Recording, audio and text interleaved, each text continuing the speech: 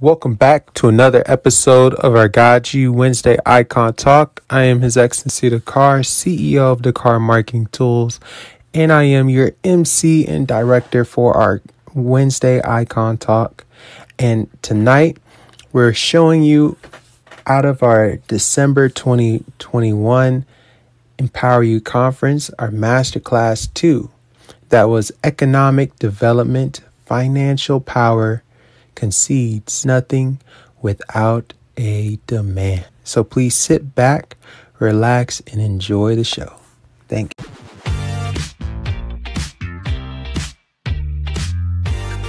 Hello, good afternoon, good evening, everyone. I love seeing all of these beautiful smiles on the screen. We have some incredible panelists who will be starting our Thursday Empower You conference off with a bang. But before we get started, I'd like to ask our chancellor to pray and then take us forward. You know what? I believe it's time for the young people. Her Excellency Carol. Oh, right back at me. All right. Everyone, please bow your heads and close your eyes.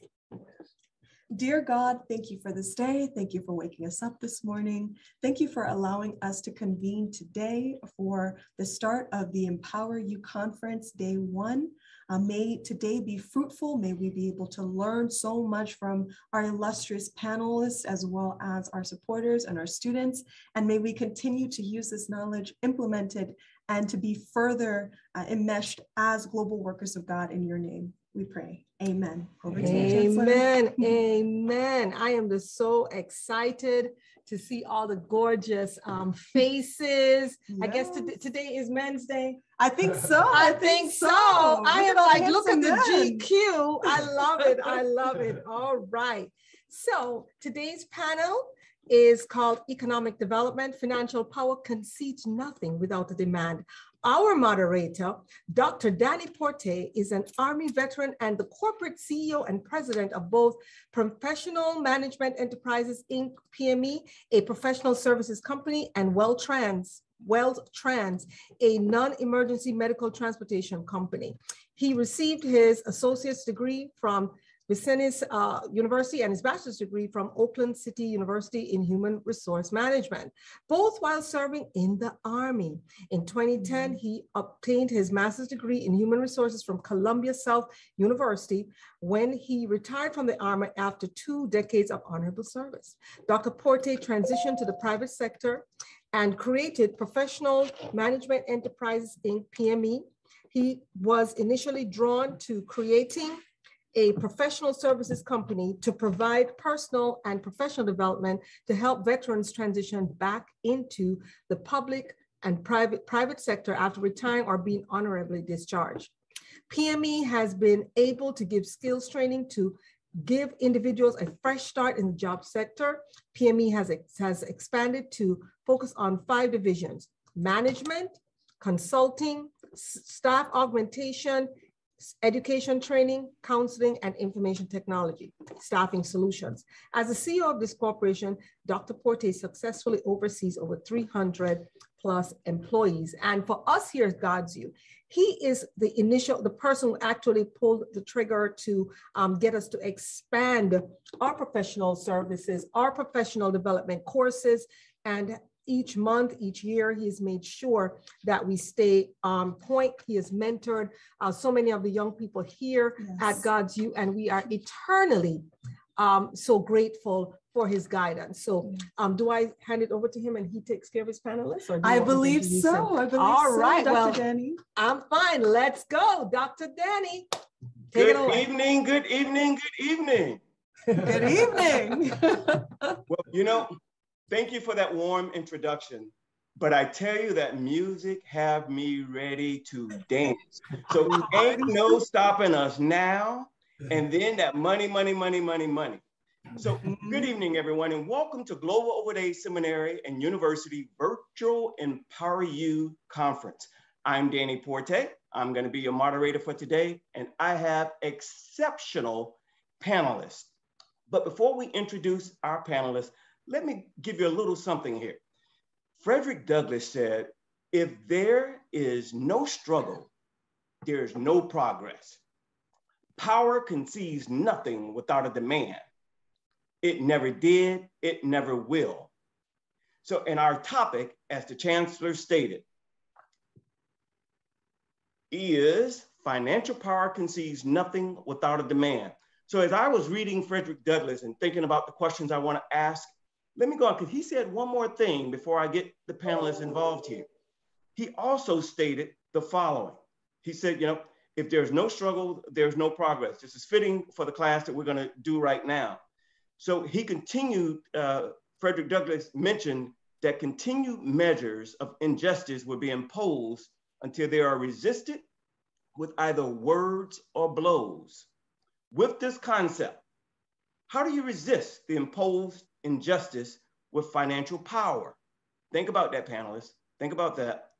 And what are the words, statements, or blows, metaphorically, for us to measure?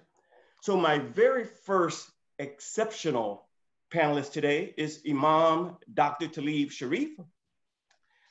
Dr. Sharif is the president and Imam of Historic Nations Mosque, Masjid Muhammad, located in Washington, D.C. Dr. Sharif is a retired Chief Master Sergeant. Thank you for your service, my brother. The United States Air Force after 30 years and holds a Master's of Business Administration from American Intercontinental University, a diploma from the Imam Muhammad Saud Islamic University, and is a graduate of Defense Language Institute Foreign Language Center in Arabic and Middle Eastern Studies. He's a student of the late Imam W.D. Muhammad, Muslim American Spokesman for Humanity. This is a sharp, declarated brother. Can you please start with introducing yourself for us? Tell us a little bit about yourself. Try to keep that part up under a minute. And then if you need me to repeat the very first question, let me know. All right, there, my dear brother, Dr. Danny Porte. And I'd like to first say, we always say Bismillahir Rahmanir Rahim in the classical language. That is always acknowledging God, asking for God's help. And we just want to thank and congratulate GODSU for another year, another conference, another great start, starting by getting our attention, as you mentioned, with that great music and entertainment. And then right after that, going into prayer and then bringing up this distinguished panelist, which I'm honored to be a part of all of you that are here. I did 30 years with the military. And I see you have that background as well. So we share that in common as well. So who are to you? All right. And after graduating, after retiring, I ended up in DC. Really, because of my military service, it was a time when Muslims were being questioned. Many of you may remember Keith Ellison, congressman. He was a congressman at the time. He was on the stand. You know, we had this Senator King was questioning the loyalty, and of course, my life had been on the line for 30 years. I participated in 6 military campaigns, but it wasn't God's will that I sacrificed my life, although I was partial to do that. So I just represented one of many. Very engaged. I grew up in a community that believed in do for self, which really takes us to this conversation today.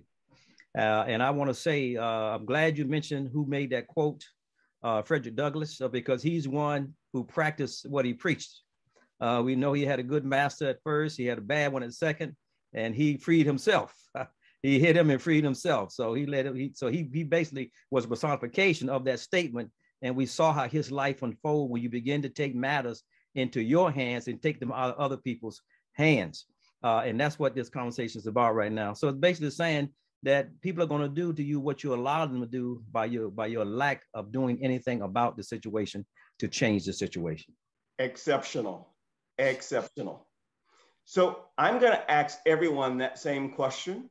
And next is going to be Dr. Kimberly Yancey. What I would like for you to do is to please introduce yourself. Take 2 minutes to introduce yourself to everyone. And then the same question, please answer that question for us. I hail from the great state of Texas. I'm about 10 minutes away from Galveston. So we're really excited about Juneteenth right now. So excited to be a part of GODSU. I am a councilwoman. I'm a best-selling author of Confessions of a preacher's wife. I'm a school teacher by trade. I teach Texas history. However, I'm taking a break from the classroom to assist churches and nonprofits and ministries with a church app called NP. So I'm your total package. I'm a grandmother, mother of 4, and I'm a former NAACP president in our area here. I led most of the George Floyd protests, and I'm a proud member of Delta Sigma Theta sorority, pastor's wife, married 27 years. He's in pastoring now, 25 years. And so I'm what you call a mover and a shaker, Southern Belle. So your question is very engaging to me. And what I would say to that when it comes to what do you have to do, what do you do for injustice, and how does financial power we have to have African-American entrepreneurs for our movement to work if we want real change. You cannot have change. The Bible says, the Christian Bible says that money is the answer to all things, which means we have to have it. When we are there doing, when we're walking and protesting, you need water, you need places to stay. So you do have to have people in place that are focused on making the money, and everyone needs to stay in their lane. There are some people that are going to protest, but there are some people that's going to work and save and invest. So I really believe that it takes all of that. We have to create a pipeline of sorts to make things work effectively. I believe that in social justice, you have to have people willing to do the work, but you have to have people willing to undergird the work. One of the things I'm very proud of, I'm the founder of the Malcolm X Lounge at the University of Texas at Austin, and the founder of the first Black African-American club in CCISD, which is like 92% white. And so that club, we started in 1989, is still there. The Malcolm X Lounge at UT is still there, but it's important that everyone knows that they have value in the movement. So no one's work is too small, but you have to have money. So we each have to do our part and play the role. I hope I answered your question. You did. And Councilwoman, accept my apology for not introducing you correctly as Councilwoman. So thank you for that warm introduction. And next, I would like to introduce Dr. Sean Nicholson. Dr. Sean Nicholson, managing principal at SMN Square, is a third-generation entrepreneur and carpenter by trade. A few skills that have been attributed to him and can be described in 4 categories: interpersonal skills, leadership skills, organizational skills, and problem solving. Mr. Nicholson sits and serves on the board of directors for Reynolds Community College, Honoring Choices Virginia, and the Petersburg Chamber of Commerce. Other committees and board commitments include Future Hope, Inc., African American Nonprofit Leaders, and the Virginia State University Core Planning Group and Local Planning Committee for Preserving the Legacy of Historic Black Colleges and Universities. Brother, please tell us about yourself, and then please address the 2 questions. Thank you. I appreciate this honor to sit on this panel, and you pretty much wrapped up my background, but I'm just a servant leader, and that's pretty much the best way for me to say it. I am very passionate about our communities and being able to set guidelines that will help empower Black and Brown communities. You mentioned Frederick Douglass. I am a total fan of him. And he also said that if there's no struggle, there's no progress. And being able to identify different struggles within our communities and then create strategic ways of moving the needle towards progress is very important to me. I would look at it this way. I believe I put it in 4 buckets. We have to be able to strengthen pathways to employment. We have to reduce the socioeconomic inequalities. We have to increase access to demanded careers, and we have to opportunities for diversifying applicant and pipelines. And what that basically means, we have to create our own opportunities. There's many talented people that are business owners or trying to have little side hustles that can be monetized into great businesses. And we have to empower them. We have to educate them. We have to definitely train them on how to maximize their full potential in our Black and Brown communities. So I have more questions on the topic. So job well done, job well done. So this next brother that I'm gonna introduce, but you talking about sharp guys, I can't wait for you to hear him introduce himself. Dr. Designate Courtney Lodge. Lodge, coming to you live from Kingston, Jamaica, ladies and gentlemen. Courtney Lodge and Dr. Danny, permit me, to give just a big shout out to you and for all the people who have served. I did 13 years in the police force, which is quasi-military, and I can understand the struggles that you would have, undergone to help others to grow. And from that perspective, I am a financial empowerment coach, basically. So having served as the CEO of quite a few companies, including CEO of the Caribbean Confederation of Credit Unions, oversight responsibility for 342 credit unions in 18 countries, and the Development Bank of Jamaica as the general manager with responsibility for microfinancing, where I sourced funds for small business owners. Now I own my own company, Sure Profits Academy, and there we're about financial and social empowerment of the masses, yes? And here in Jamaica, I don't talk about color. We're 97% African-American, basically, right? Use African-American term, Afro-Jamaican, right? So here, when I look at it from the big picture perspective of the one love, one space concept, that when the sea rises, all the boats will rise. And if we get back to Frederick Douglass and we're looking at the topic and the theme about financial power concedes nothing without a demand, and that there must be some type of struggle and progress. In order to get that progress, I have to come back to Jamaica, to Bob Marley. Emancipate yourself from mental slavery. But all of that slavery includes spiritual slavery, mental slavery, financial slavery, relational, social, vocational, and then financial slavery. If you work on all of the other areas, and you look at those struggles and you change the words that you use, the statements that you use, you can resist a lot of the blows that will come to you from the spiritual, mental, emotional, physical, relational, social, vocational, and financial realms. The financial is basically an outcome. If you work on all the other areas, if you, for example, start with working on the spiritual dimension, seek ye first the kingdom of God, then financial results will be an outcome that you can predict because you have centered yourself properly. So of course, financial power will concede nothing without a demand. You have to make a demand upon the financial resources, but financial resources happen to be just the one type of supply that comes from universal supply. All my good comes from God, and one happens to be financial resources, but you better make a demand. Yes? So everything has already been delivered. It's in my warehouse, but I better go and turn that key, open that door, and take what's belonging to me out, or I will never be able to access it. So there are demands, and you have to use words, empowering words, statements to resist the blows that are there. So let's get deeper into this topic. It's a great topic. Whoever selected it, you are on the right path.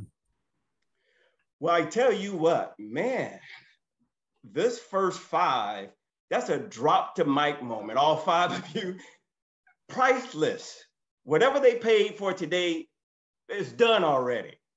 We're going to bring this home for you though, because every accomplishment starts with the decision to try. So my next question, and it's going to be to all of you, because I know this is going to be fun. What is the demand for financial power, number one, and how do we demand that it comes from minority background businesses? Minority background businesses. Any way you want to twist that, please I'm going to reverse this time because I should have started with the councilwoman. She's the only woman on the panel, and I do apologize. So I'm going to start with the councilwoman, please. That is a loaded question. But one thing that I do want to encourage everyone is to run for office, because it's from the perspective of officials that you find out that we have really helped to finance our own oppression in many ways in America, because we don't know where the funds are going to, and a lot of the funds that come from taxpayer money is going into their neighborhoods.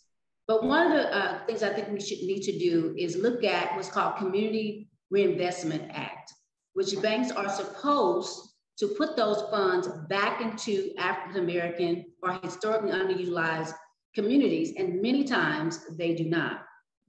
So you have to have groups like the NAACP, the Urban League, to challenge that, to make sure that those funds are going to the correct communities. Remember, what does not get measured does not matter.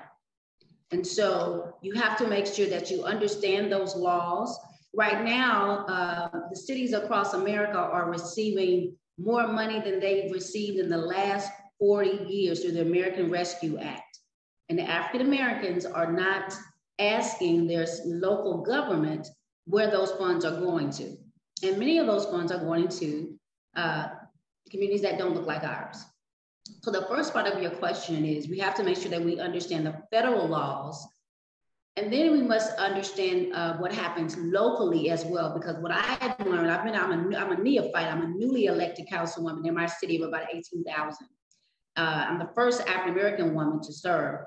And one of the things that I asked was they were given $77,000 to the white cemetery, that the historically white cemetery of our taxpayer money. Our city is 30% African-American, about 31% Hispanic, and 34% white. So we're like a third, a third.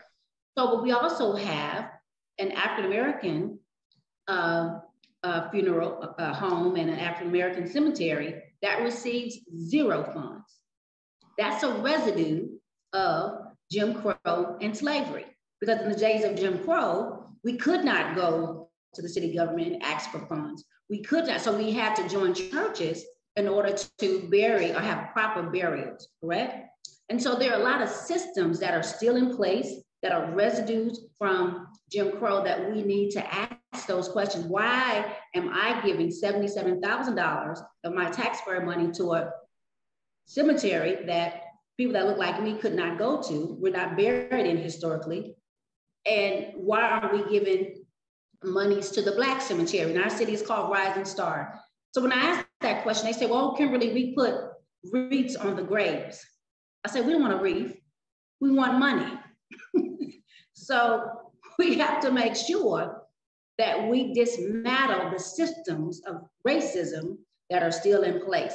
And a lot of those systems are financial. That's why I believe we have to look at where our dollar is going. Slavery has made us consumers, and we don't want to make up 85 and 90% of the consumer market. We are living in a capitalistic society, which means you have to have consumers to make it work.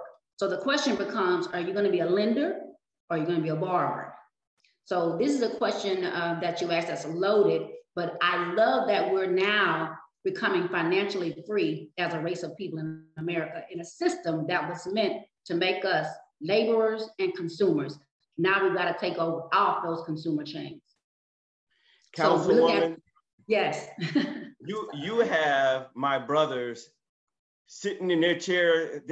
They're ready. You got them ready. So if I may, Dr. Sharif, please address that. Yeah. Thank you. That's a very good question. And first, I want to commend our councilwoman, on her success in that field. And in fact, she made me think about something that we just did along the lines of what she was speaking about. First of all, leaders are readers, which means that you have to be paying attention, and you have to have a know-how when the opportunities come open. When I was in the military, I used to have this quote from one of our African-American leaders that he was, quote, there's something his mother told him. And he said when he was growing up as just a young child, his mother said to him to knock on the door of opportunity. But she said, when that door opens, son, don't say, wait a minute, let me go back and pack my bags. She said, no, son, you be ready with your bags packed. So when the door opens, you can go right through to seize the opportunity. So as our councilwoman just mentioned, that there are some funds, there actually opportunities exist right now because of what was just passed. Now, we just put up in fact, we just broke ground right here in Washington, D.C. on a historic project, very historic project, named in one of our females called the Clara. A 50 million project, houses and businesses, the business model on the lower level, 100%. Because we demanded, obviously, that we have a share, there are funds been set aside. We ended up getting about $2 million in just grants for the project. Not to mention other monies from subsidies, because you got tax credits, and of course you got the low income credits as well. But we had to make sure that we got the information, and then we moved on the information. And so with this project, and this is how we have to begin to take charge of our life. With this project, is very much rooted in the community, but especially in the marginalized areas of DC. And of course, we've had property in that area for over 5 decades right now. And of course, we've always been working in the community on behalf of the people. But with this project, we have committed to invest $11 million back into that community, those businesses, in terms of hiring, in terms of contractors. In fact, what we've done, we've also taken an African-American agency and put some of that money in that agency to develop the businesses who don't have their bags packed so they can go through the door, to help them get their bags ready, to get the certifications that they need, to get the license that they need. So as these opportunities come, they won't be told that you don't meet the criteria right now because you don't have this, you don't have that. Come back when you're ready. So we're doing that right now. In fact, we have 2 companies right now already that we've qualified them. Now they're going to be involved in the building of this process. We just broke ground on it, and they're starting to build up now. So these are things that we have to do to begin to take charge of our communities, to develop our communities, because if we're not being productive, then what happens is production that moves out non-production. So if we're not being productive, other production is going to come in and move us out. So we don't take charge. Going back to those statements that you mentioned earlier from Frederick Douglass, in terms of power concedes nothing. And we are basically saying that we submit to that by not doing anything to empower ourselves and to get involved in development. So I wanted to share that. Exceptional, exceptional. I see you, Reverend Dr. Sean Nicholson. I see you. You're ready. Please. You're muted right now. There you go. Thank you. Well, thank you. I would agree with Councilwoman that it was a loaded, or is a loaded question, definitely. And congratulations on your seat, first African-American woman there in that area. So thank you for that. I agree. And it's been said that knowledge is power. And I love the idea of having this Empower conference. But we also not need to have empowering things, but we need to be in power. And the only way that we're being in power is to be able to learn what's around us and the opportunities that are there. Reading is fundamental, that's a fact. And we have to be able to participate in these different things so that we can have the knowledge that we need in order to go out and demand these things. We can't demand things if we don't know what's available for us. So being able to understand what's available. I love the idea of running for Congress or running for a seat, but not just in as far as a council person, but the school board, the library, whatever office that you can have some type of voice in. The Chamber of Commerce has been and I'm in Richmond, Virginia, so I'm in the Commonwealth. A lot of things happen. We've made history over and over in the past 2 years here in Richmond, Virginia. So it's about going to get whatever you want. Because nothing's going to be handed to you at all. Dealing with the Confederacy and all of their strongholds and everything that is right here in our state, you can't wait for them to tell you what to do. You got to go get it. And the only way that you can go get it is to know what's available. One thing I want to kind of underscore as far as empowering and being in power, there's a program that HUD offers, the Housing and Urban Development, in their Section 3. And it is a very underutilized position, if you will, for communities. And what that basically is having low income areas, being able to pour back into those recipients, those residents that are in that particular area, to get them jobs, to get them careers. Even if they have a business in that area, they'll get first preference on different jobs that are coming. Iman mentioned that development that they're going to be doing there in DC. Well, in those low income areas, that Section 3 will be a perfect opportunity to engage the community. There may be a landscaper that is a minority in that area where they can get first preference because they can utilize the Section 3.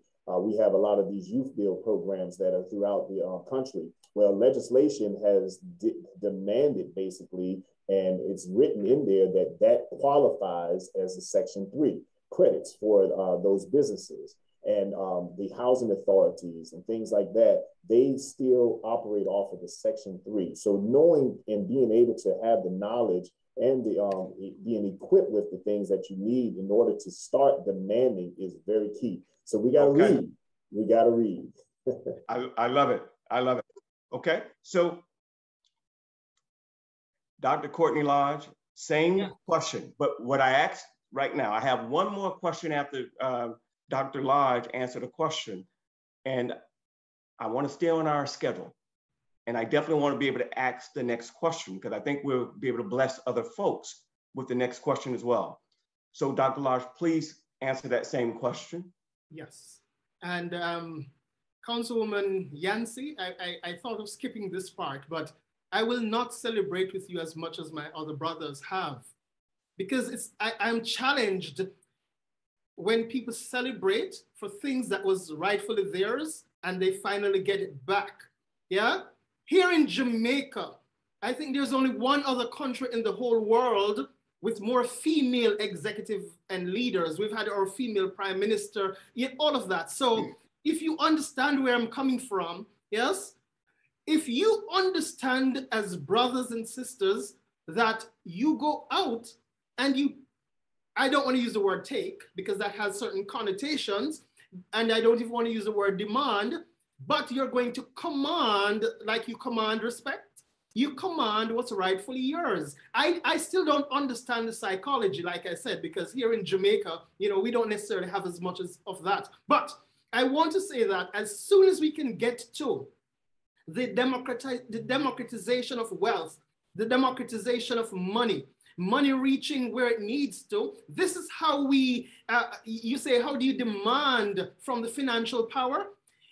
For example, the GODSU Credit Union, which is a must. So Councilwoman says we should run for office. I would say we should all ensure that we get the GODSU Credit Union up and running as fast as possible so that all of these persons that we're talking about, that we want to help with your financial development, we can say, hey, come and join this credit union. It is your credit union, and this is how you ensure that wealth stays with you. I remember something that happened in the United States that really had me as a financial services sector professional really, really aggravated, was the financial crisis, the financial meltdown that resulted from subprime loans. To me, maybe I believe in conspiracy theories, right? Or structured systems that are in place to ensure such a massive transfer of wealth from poor people, larger color, to rich people, because thousands and thousands of people who had their houses, they lost their houses. And who bought them up?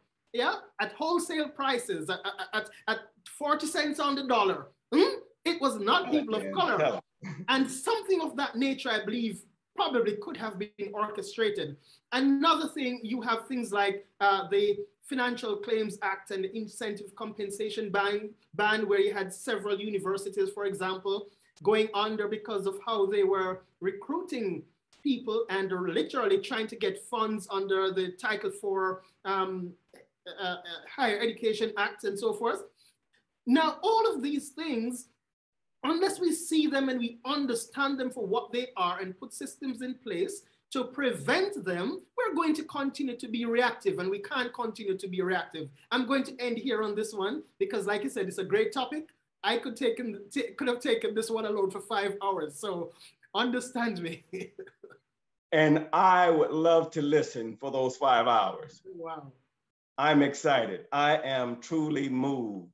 I tell you, one of my goals, before I ask the next question, is, to me, it isn't about more money. For me, my goal is living life on my own terms. Okay?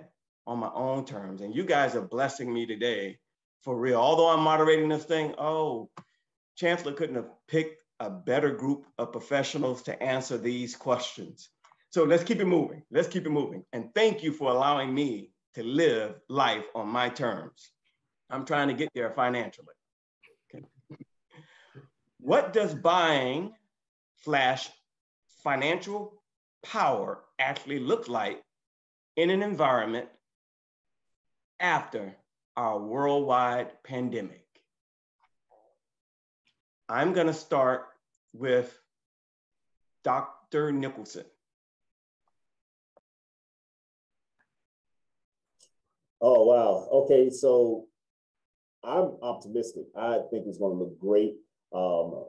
Again, I have to use a point of reference here in the Commonwealth, and everyone at this point, everyone has been level set. This global pandemic has affected everyone, their pockets, their businesses, access to capital, so on and so forth.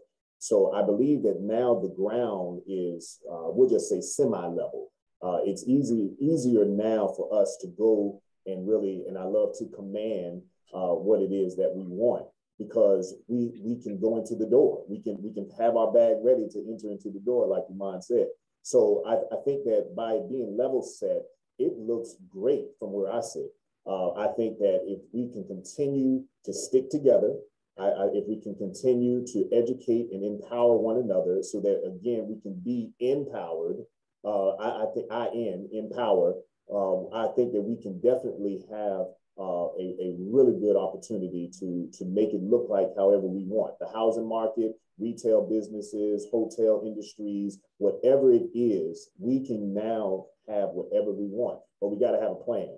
And it starts with a plan, and being able to have these conferences and these panels and things like that, and the support of the areas, that is how we do it. So I'm very optimistic that it looks very good from where I sit. Okay, Councilwoman, it's your turn.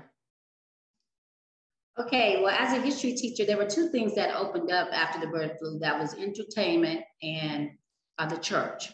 So do I think that there's going to be a rebound? Yes, because we do in America believe in enterprise, and we are children of faith. And I believe that sometimes children of faith do exceptionally well in periods of recession. It's all in how you look at it. I started my company with two people. I have a staffing agency, an educational staffing agency. I started in 2009. So when everyone was telling me that I would do well, we did extremely well because we were providing substitutes for teachers and for schools, and that was a need. So I think it depends on looking at the needs in your area.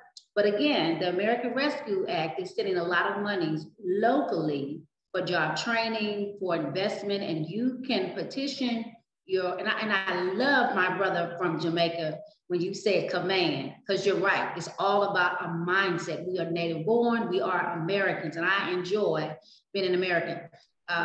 However, the slave mentality is something that, or the psychology that we struggle with, but I'm with you. It's all in your perspective. You have to find where the needs are. That's the most important thing. So I started my company with two people. We went from 2 people to 110 people.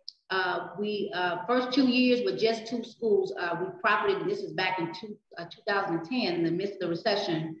My revenue was $420,000 that I revenued, and I took home from that. I profited about 89 to 100,000. So it did very well. So it's all in how you look at it. But again, I say chase the money. We are in the richest country on the planet. We are not meant to be broke. They have kept it from us. And I'm like my Jamaican brother, go get it. So I'm hoping that tells you. So I'm very opportune. I love a challenge. And I believe my scripture of purpose is with God, nothing shall be impossible, Luke 1:37. And I believe that I'm always, because I love God, I'm always going to eat. I just got to find out where's the fruit.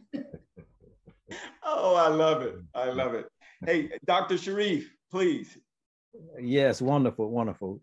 You know, there's good and wisdom in the things that we see as bad. So certainly the pandemic, these moments for us to reflect, look at our life. And of course, we love what our brother from Jamaica mentioned about the command. And also he mentioned the credit union.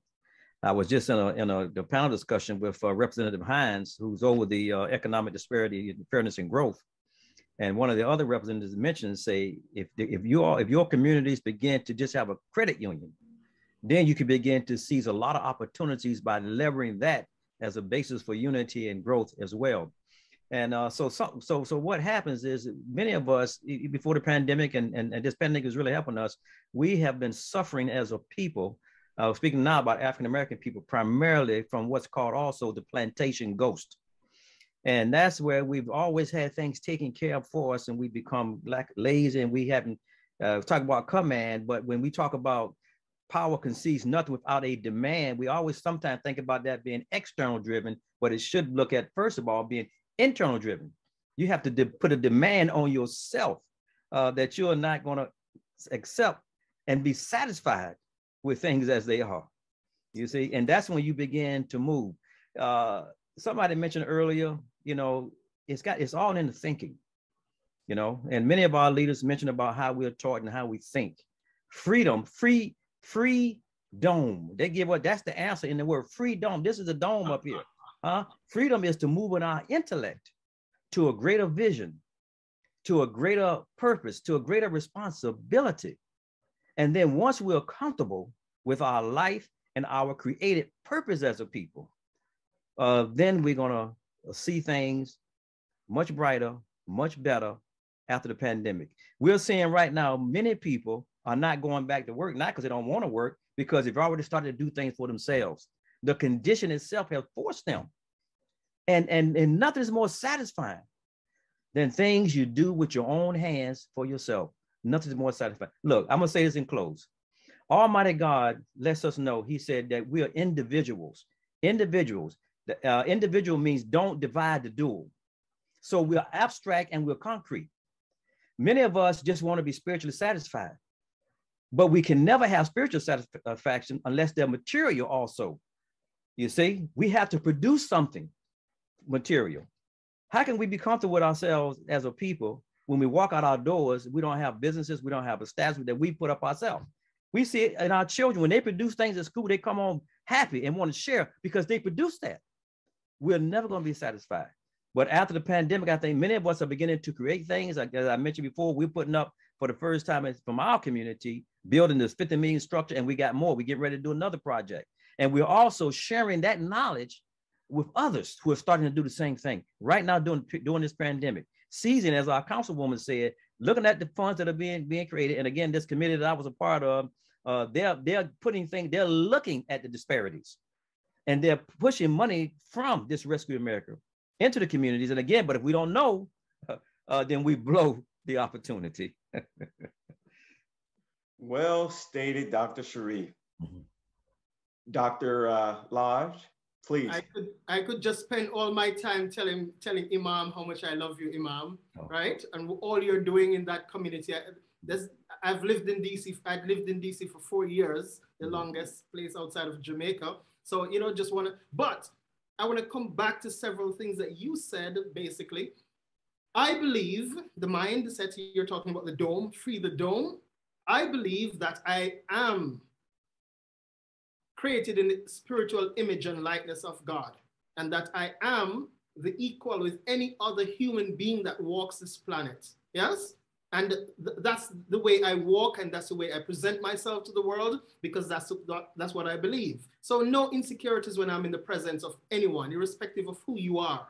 Now, coming out of this pandemic, what I will see coming again to you, Imam, is mentioning the credit union, because for small business owners or Black-owned businesses or whatever color you are, when you earn the money, that you're going to earn in this pandemic, what does financial power looks like after this pandemic, where are you going to put that money that you've earned? You're not going to put it in a bank, a colored-owned bank, right? Are you? No, I don't think so. You're not going to put it in your own credit union. So anything else you want to do from a financial perspective, you are just seeking to empower the people that you say are the people who have certain control over you. You're empowering them to control you. Now, how are you going to change that? That's a question for you. Tell me another time. Now, from another perspective, the question was, what will we look like? So I want to give a visual. Maybe going into the pandemic, we had like a pyramid shape where they are the very rich at the top, and at the bottom, the broad base are, the poor. And we were trying to move towards a world which is more of a diamond, which a wide and great middle class. And we may say, oh, this is the great opportunity for the pandemic to provide this great middle class. What you're going to have coming out is a serious truncation, a splitting, where you're going to have the rich getting richer, and those who are not producers, they will not be growing in this pandemic, and the middle class will be shrinking. So I want to put something more like a hourglass shape. But of course, we know that the top will not be that broad, right? With an inverted pyramid at the top. But I'm going to say that it's going to be looking quite messy, and it will not look how we would want it to look unless we take deliberate action to ensure that whatever funds we earn from this pandemic, from this new way of working, from this way of me being in Jamaica and coaching people from Dubai today and things like that, this is going to be a different world, but it will not be the world we want it to be unless we demand it, command it, and orchestrate it for ourselves. Woo! Wow. So we have roughly 5 minutes. And Dr. Lodge, you brought up something. So help me, guys, because we have to be on time, stay on time, that way we don't move the program back. But can we bless everyone with this final thing? And it's because of Dr. Lodge that I have this question. Maybe tonight we have a lot of participants that are small business owners. Maybe a few of them received that PPP, the idle loan, and maybe some of them have received, you don't have to pay that money back. Mm-hmm. So right now, starting with Councilwoman Yancey, bless us, tell them right now, what should we be doing? What should we be doing if you're blessed and you receive those funds and you don't have to pay anything back? First of all, you need to join GODSU if you haven't, and tell people about GODSU, because as my friend from Jamaica said, there are a lot of people that receive those loans, and come tax season, when they don't receive their taxes and they don't get a refund, there's actually, that's happening here, where we had a young man gave a lot of young people a loan for $40,000. And we're going to need GODSU to help clean up this mess. And it is going to be a mess for some people, but I would encourage people to get an accountant and do it, because you do not want the IRS in your life or in your business. And they will have a reason to, if you're not obeying the law. You have to understand the rule of law. So I would say, number one, get an accountant, get a business coach. My friend here from Jamaica, who knows a lot about money. And I'm really not saying that to toot anyone's horn. I really think we're going to have a financial mess in about a year or two as people don't receive money back, because we have not been freed economically yet in our mind. And we don't understand how money works. Some of us, not all of us, I'm talking about the masses.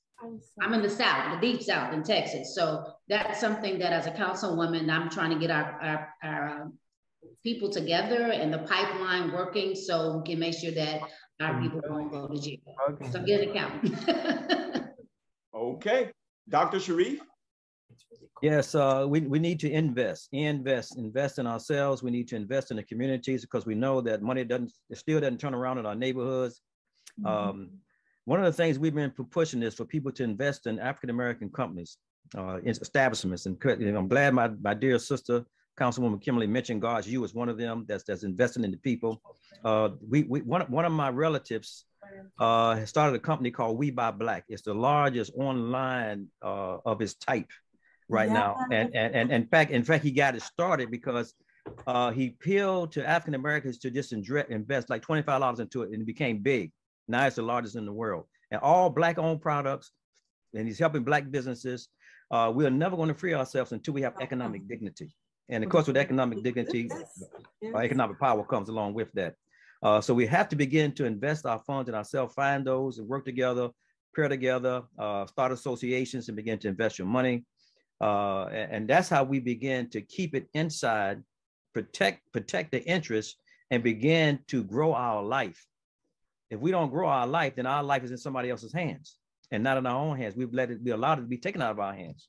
As I mentioned, production by nature moves out non-production. So if we're not going to be productive, then we'll allow others to use us to be productive for them because we're not being productive for ourselves. Well stated. Dr. Nicholson? Remember, 1 minute. I don't want to be redundant. I echo both sentiments. Absolutely. Both sentiments. And Dr. Courtney Lard, bring it home. I take the doctor. Just remind me quickly of the essence of the question. I missed part of it. So here in the US, a lot of small businesses receive PPP loans, EIDL loans. Some of these things you don't have to pay back. Right. Some people receive $2 million. That's forgiven. What recommendation or advice would you give to them? We have a minute and a half in closing. And I tricked you because I wanted you to just answer it because the answer is in the question. Yes? What should we do with all of this money that we get for free? Huh? Like Councilwoman says, take it to GODSU. Take it and start GODSU Credit Union. Because I'm going to disagree with Imam, I think, this time, right? Listen, no, you don't need to take it and invest in Black-owned businesses. Yes? You need to first take it and invest in yourself. Yes? Yes. First in yourself. Yes. Automatically, hopefully, that would mean that you are automatically thereby supporting Black-owned community by investing in yourself, because when you grow, the Black community and the Black business and all of that will grow. I don't like to talk color because, you know, I'm here from Jamaica. It's not a thing that we really talk much about. Yes, but if you really want that to happen, you have to start with yourself, investing in yourself. And we come back, I'm sounding redundant myself, GODSU Credit Union, owning your own business, right here, right now. If you're on the platform and you want some more funds, I will give you some more funds to run your business. But what are you going to do with it at the end of the day if you don't first invest in yourself? You're going to do with it what you've always done. You're going to buy an extra pair of shoes.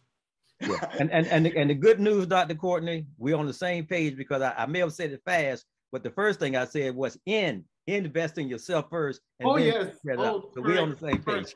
There you go. So this concludes our awesome discussion today on financial power. Concedes nothing without a demand. It has been 45 minutes of great, awesome success. Thanks to each of you for blessing me on today. And I hope that all of our guests were also blessed. Thank you. Happy holidays, everyone. Blessings, blessings. Outstanding. We've been clapping the entire time. Clapping the whole time. I want to add something. When everybody said invest in yourself, what that means is personal development.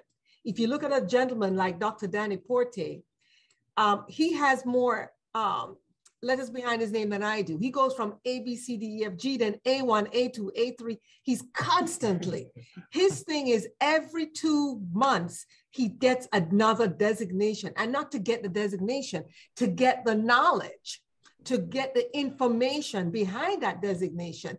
And so he invests in himself, then he takes that knowledge, invests it in his business. Because he happens to be of African descent, he is putting it in the African community because he owns that business. Then he reaches out, just so you do know, in case you don't know, every month he has children in high schools that he doesn't even know, young people that he invests in to make sure that they're getting to their next level and their next level. He also invests in GODSU, not just his resources, his time, his expertise, and his guidance. So every month he has sessions with different people in GODSU, and he teaches them what he just learned that he put in his business. So in fact, then that also lifts up GODSU. Plus he gives financial resources. So you can use people like him as a model. Just as Dr. Courtney said, just like Imam said, invest in yourself, do things for yourself and your family, and invest in your business. In that way, you're investing in the Black community, because then you're going to hire people back and forth. Let me tell you a little bit about Jamaica. I never thought I was beautiful till I was in America. America, in terms of beauty, Jamaica can have everything else, but America, just so you guys know, America makes everybody, no matter how you look, they find something beautiful in you. So I just want to pick up for the African Americans, because it wasn't for you all, I wouldn't be what? Miss Florida, Miss Senior Florida, and Miss Senior Jamaica, Miss Senior, this and Miss Senior, because in Jamaica, I was just too dark to be beautiful. So here, everybody just makes you feel good. And that's why I love Jamaica, but I also love America. So I have to just say that. So thank you, guys. Thank you. And I think that there's probably a reason why I'm half Jamaican, half American, for that exact reason. But before we transition into the next panel, I want to thank everyone for sharing all of the sentiments that you did. If you look and you see here, I was writing down notes and notes and notes of what you all were sharing with me, because this is my favorite part of any graduation or conference, is getting to hear from experts like yourself. I also want to extend another thank you to Dr. Danny Porte for presiding over this panel. Your questions were superb. And also, you know, talking about some of the one note that you all shared before we transition over is this idea of having to be freed economically. And I believe that that freedom comes from knowledge, and that knowledge comes from mentorship. And so I'm really grateful to have someone like Dr. Porte to call a mentor, because he's helped me become a minority-owned business just through a certified minority-owned business, excuse me, and also a certified woman-owned business as a result of that. Thank you. Yes. And we're just getting started. And so we'll talk a little bit more about mentorship with Imam, Dr. Talib Sharif, and I'll share a little bit more about that. But I could not go any further without thanking you so much, sir, for all that you have done. And I just cannot wait to continue to grow and also be able to then help other youth as a result of that knowledge. So moving on to the next panel, do I have before you say one more thing? Oh, go ahead, please. Can we big up Assistant Dean Dr. Courtney Lodge for taking on the mammoth task of the GODSU Credit Union? My father, the great late Charles Moore, always says, how can you have money? How can you have any money if you don't own a bank? And I never forget that. How can you control your destiny, your economic pathway, if you don't own a bank? Exactly. And I never forgot that. And so we started on the credit union, and years after we met, there's a Dr. Courtney, and he just took it over, and we're just so excited. Yes, I also want to thank Councilwoman Kimberly Yancey, who just came on board, and she already has worked with Queen Sudan, and they already have the GODSU app almost to where we need it. Give her a hand. That's what it's about. That's what it's about. You have Dr. Porte coming in, taking over our e-courses and mentoring her and getting things together. Then Dr. Courtney coming on, taking on the bank, getting us a bank, the strategic plans every time. Then we have Councilwoman Yancey coming on, putting us directly online with technology. And now we have, and then we have Dr. Talib Sharif, who's always mentoring, always there. And he is the one that really had us ready to do the Islamic chaplaincy. And he wrote all the initial course work for it. You know, do you see how everybody working in? Yeah. And we have a newcomer now, Reverend Dr. Sean, who is going to, you know, really sit with me next week. Yes. And we're going to see how we can put him to work. Tell the truth. Amen. When you come on to GODSU, does Dr. Diane put you to work? Yes. We use the term global worker of God very lightly here at GODSU. We are working. And so it's a delight because next week we're going to fly into Jamaica, Kingston, Jamaica. And we had wonderful tablets given by folks on this panel. I'm not going to call their names. They're very humble. And we're going to be meeting with Assistant Dean Designate Dr. Courtney. We're going to be going to Meadowbrook High School, giving out tablets. We're going to be meeting with the Governor General, the Prime Minister, the Leader of Opposition, to let them know what GODSU is doing. We have a new student that actually registered today, Dr. Charles. How do you say his last name? Because you know you're good at it. Onyenechua. And he interviewed with me today. He already signed up for all 4 of our events, the graduation, everything else. And he bought a ticket to come to Jamaica because he wants to meet us there, because when he's going to be in Florida, we won't be here. So he said, where are you going to be? I said, we're going to be in Florida. And he's buying Jamaica, sorry. And he bought this ticket to come to Florida to meet with us. Now, do you realize the power? Do you see the energy? Yes. Do you feel the synergy? Yes. Do you feel it? Mm-hmm. I feel it. It's getting hot. I love it. So, yes, the power, right? And I'm so excited about everyone and everything. And I could talk, as Dr. Courtney said, for 5 more hours. So I'm going to hand it over to Kyra Eubanks here, Her Excellency. Take us away. Okay, I hope you enjoyed that. I want you all to like, subscribe, comment, and share. And stay tuned. We have some more messages that follow. I'd love to see you tomorrow morning, as we do have our God Success Teach and Pray every day. And I look forward to seeing you next week on our Wednesday Icon Talk. Thank you. Global Ovid Day Seminary and University GODSU is a 501c3 interfaith e-learning Global Florida Department of Education Commission of Independent Studies approved degree issuing religious institution of higher learning under Florida Statute 1005.061F in Miramar, Florida, a suburb of Fort Lauderdale suburbs. Our curricula include programs like our theology diploma, bachelor's, master's, and PhD programs, which are designed for students called to the ministries of teaching and preaching. Program enrollees include pastors, evangelists, missionaries, and laypersons. Our additional courses: Entrepreneurial Studies, premier self-development courses on wealth building. We also offer a mini course for youth, the Junior Ambassador Youth Public Speaking, to gain professional and personal skills. Chaplaincy Diploma, Love and Spiritual, Interfaith, and Christian programs. Chaplains are trained, certified leaders attached to either a religious and/or non-religious institution or organization. Cybersecurity IT courses. Our licensed instructor has a 95% pass rate compared to the 30% national average for CompTIA accredited courses, such as Security Plus and Network Plus. 40% of our alum who've gone through our prestigious GODSU honors programs have also previously matriculated through their earned doctorate programs.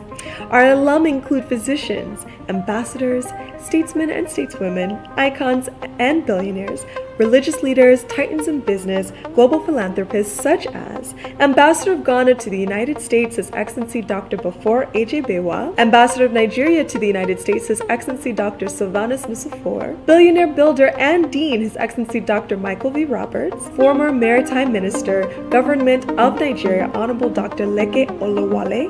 Our world-class and esteemed professors include Attorney Her Excellency Reverend Dr. Diane Moore Eubanks, Ph.D., Chancellor, Physician Dr. Eric Bizetsky, Clinical Health and Nutrition and GODSU Medical Expert, Physician Her Excellency Rhoda Makinde, Ph.D., Chief Medical Doctor, GODSU Medical Missions, Dean Michael V. Roberts, J.D., Ph.D., Dean of Entrepreneurship Studies, Dean Kyra Eubanks, Dean of Junior Ambassador, Professor Willis Eubanks, Ph.D., Dean of Cybersecurity Program, Professor Imam Dr. Talib Sharif, Professor Interfaith Program and Chaplaincy, Professor Reverend Dr. William Blake Theology Program Curriculum Development, Professor His Excellency Dakar Ethical and Success